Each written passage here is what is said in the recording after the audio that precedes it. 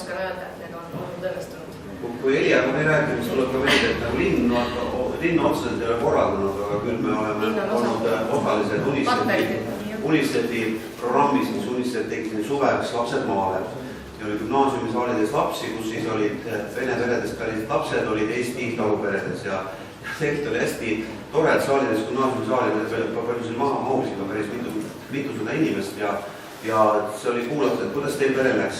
Poiss priatna, Põltpere või Riiumaa ja sellised suurlinnade lapsed siin ütleme ja ka meie maamas siin Kundast paar last olid Lõuna-Eestis olnud ja kus Eesti pered võtavad vene lapsi endale tuleks ja vastupidi. Et see linnadused, nii et sellistes Rakvere on küll olnud sellised keskkonnaks erinevatele programmidele, aga linn ise ei ole neid programmi kirjutamine teinud.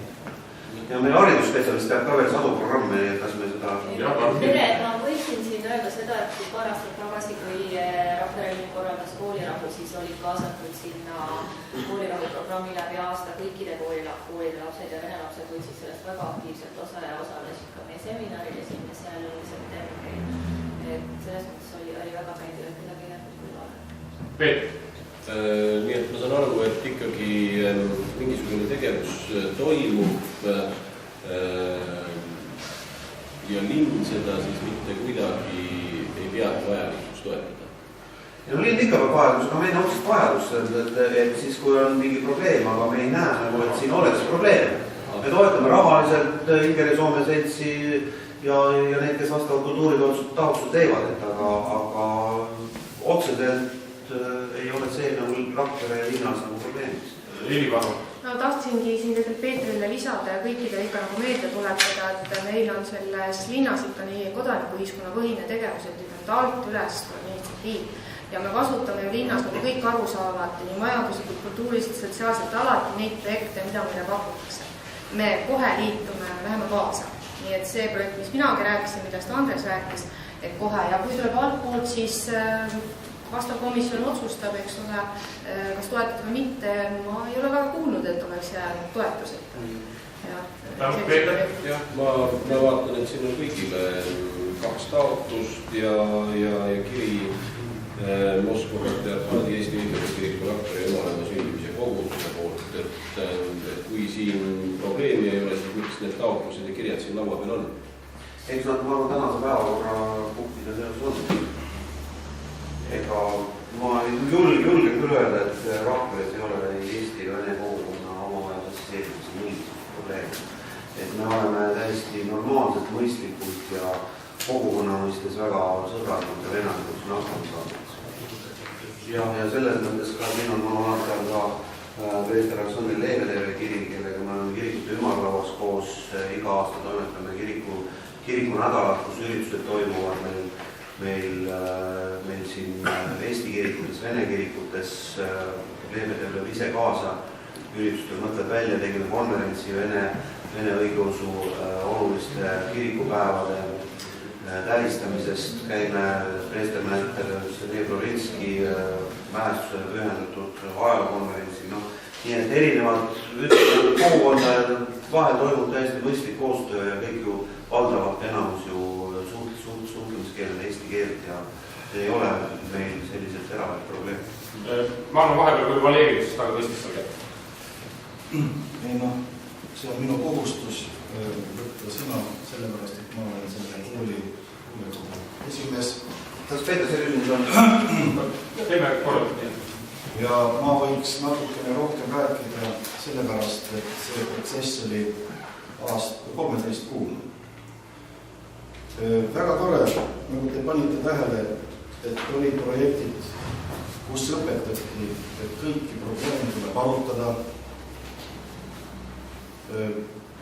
Oli projekt, kus mõeldi koolirahule. Siis antud juhul, milles ongi probleem. Probleem on selles, et need otsused, aastatagune see veebruari otsus ja tänane tehakse nüüd nädal. Vahepeal ei ole arutatud mitte midagi, sest kui vaatame materjali, eks ole, siis on niimoodi, et Suurkaev oli seal suvisel lastevanemate koosolekul, ta sõna ei võtnud, ta oli pakutud. siis oli see lastevanemate avaldus kohtusse. Esimene istung oli augustis ja seal pakuti kompromissi. Isegi kohtunik arvas, et siin natuke poliitika ja novembrini oli aeg. Volikogu esimees siis Virumaa Teatris kirjutas, et me siis arutame ja volikogu oli juttu, et arutame. Ja tuli see 1. november, need kuud mitte ühtegi arutelu juurde. Lastevanemad nõudsid lastevanemate koosoleku. See siis toimus 27. novembril ja siis lastevanemad nõudsid ja palusid, et tuleks vastama küsimustele volikogu esimees, linnapea. Nad tulid ja ma võin öelda seda, et lastevanemad ei olnud rahul vastustega. Sellepärast, et ei olnud mingit kindlat kava. No ühesõnaga, kes oli, see kuulis. Järgmine samm oli selline, et olid kutsutud linnajuhid hoolekogu koosolekule. Ja siis oli ka Rakvere gümnaasiumi direktor, härra Part seal. Ja selgus, et Rakvere gümnaasiumil ka ei olnud kõik asjad selged. Ei ole selge, kes jääb, kes ei jää ja kui jäävad samad spetsialistid, siis tekib küsimus, et väide selles seletuskirjas, et asi läheb paremaks, ei ole õige. Kui tulevad uued, siis kus kohast? Seda ka ei olnud. Lõppude lõpus öeldi niimoodi, et direktor vastab maikuus. Nüüd on veel 2 kuud aega. Ja siis, kui ma olin nüüd esmaspäeval hariduskomisjonis,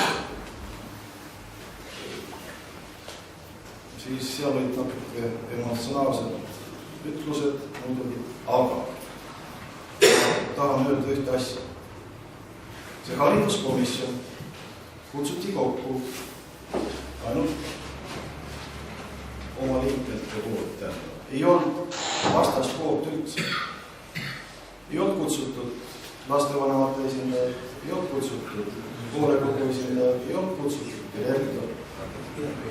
Tähendab, mina nagu volikogu liige tulin ise, direktor palus sekretärid, keda lubati, aga lastevanemate esindajad komisjoni esimees ei tulnud sisse, kuigi ta on Rahvarinde Rakvere üks asutajaid. Ma tahan öelda selles mõttes, et ta pooldas Eesti Vabariigi taastamist. Et sellisel moel arutelu ei kõlba mitte kuhu, sest see oli nagu poliitbüroo, vabandage teletusest. Rakvere gümnaasiumi õpetajad, direktorid ühelt poolt ja üks päev vastu oli ekoloogide koostöö. Kui mina ei oleks tulnud, siis võib-olla ei oleks üldse mida tarvis arutada, oleks lihtsalt hääletanud ära ja esindanud. Tähendab, kui hoolekogu tegi ettepaneku siiski volikogul ja linnavalitsusel, mis siin on laua peal, eks ole, seal on mitu varianti arutada, teha see sama komisjon, kus on võrdsed hääled, sest põhiline eesmärk on see, et volikogus ju ei pea seda laata tegema, peaks olema arutatud ära komisjoni poolt ja tehtud ettepanekud ja siin oleks lihtsalt hääletada. Sest jutt on sellest, et on hirmud. Muidugi on hirmud, sest lastevanemad ei usalda linnavalitsust sellisel põhjusel, et nendega üldse ei räägitud. Mitte midagi, millest oli juttu aasta tagasi, ei ole toimunud. Ei ole toimunud, ma rääkisin, mis oli. See on kõik fakt ja faktiliselt on kõik kirjas. Et kui on hirmud kellegi teisel poolel ka, siis asjatult hirmub. Need lapsed on sündinud Eesti Vabariigis. Eesti Vabariigi pärast on nüüd ütleme uuel ajal 20 aastat, kõige varem seal on 16. Et nendel on võrdsed õigused vastavalt põhiseadusega paragrahv 12. Ja tuleb nende lastega tuleb arvestada. Ma ei taha mingit tüli tekitada. Ma loodan, et Rakveres on tark volikogu, tark linnavalitsus, nii nagu on targad majad, mida on tarvis plaanis teha. Et me ei pea võtma eeskuju teistest suurtest linnadest, kus on probleemid ja konfliktid. Sest ilus näide, et poliitikud ja õpetajad õpetavad lapsi arutama küsimusi, mitte lükkama seda kuhugi nurka. Antud juhul see on nüüd toimunud niimoodi, aga tahaks küll, et te mõtleks natuke ja ei otsustaks nagu poliitikud või erakonnad.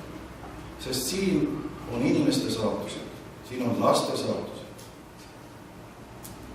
See sõltub, kuidas nad hakkavad mõtlema oma linnajuhtide kohta, mida mõtlema, sest see on nagu kogukonna eemale lükkamine. Antud juhul kui panite tähele, et isegi kohalik preester kirik tavaliselt mitte kuhugi ei sekku. Ta palub säilitada iseseisva kooli. Kas ta on gümnaasium, põhikool, aga iseseisva. Sellepärast, et linna algkooli, lasteaed algkooli kompleks, lasteaed algkooli osas meil tuleb ka teha otsustus, sest täna meil on saanud otsustus selle hoone renoveerimiseks ja vastavalt renoveerimiskava ja selle hoone edasine otstarve lasteaed. Need algkooli sinna hoonesse tänaste plaanide kohaselt ei jää. Eks me siis tuleme linnavalitsusega volikogu ette ja nende plaanidega, mis siis algkooli koolina mõistes nagu saab. Siin on erinevaid lahendusi arutatud, võib-olla on mõistlik nendega siis täielikult välja tulla, kui me nendega välja tuleme. Aitäh! Eili oli järgmine Peetu. Ja ma tuleks selle kohtuotsuse selle osa juurde, mida sa Mihkel lugesid seal, et kohtuotsuses on kohtunik välja toonud, et kahjuks kaebajad ei ole väga selgelt määratlenud ära, et mis nagu see tegelik põhjus on, et kas siis nagu Rakvere gümnaasiumi haridustase on nii vilets või milles siis asi on, et miks ei nagu väga ei tunnustata seda volikogu otsust, et võiks ikkagi liita. Ja mina tahaksin siin ikkagi öelda, et Rakvere gümnaasiumi näol on tegemist eelmise aasta riigieksamite tulemuste järgi maakonna kõige parema kooliga. Ja vabariigi positsioonid praegu 26 ja rühime ettepoole. Teeme jõupingutusi. Ja meie koolis on juba praegu väga suur hulk lapsi, kes on täiesti vene kodudest pärit, sest nende kodune keel on vene keel, mitte segakodi keel. Täiesti vene keel ja tema isa mõlemad vene rahvusest ja lapsed peab meie koolis. Ja on juba selline klass minul, kes alustas Vene gümnaasiumi majas Rakvere gümnaasiumi esimese klassina, lapsed, kes on vene peredest pärit ja nüüd lõpetavad sellel aastal 9. klassi. Isiklikult õpetaja nii ühiskonnaõpetust kui ajalugu. Taseme kohta oli see täpsustus. Peeter oli järjekorras. Jah, siin on läbi kõlanud see, et tegelikult ei soovita ikkagi midagi muud kui arutelu ikkagi veel sellel teemal ja laiapõhjast, mida ilmselt ei ole toimunud.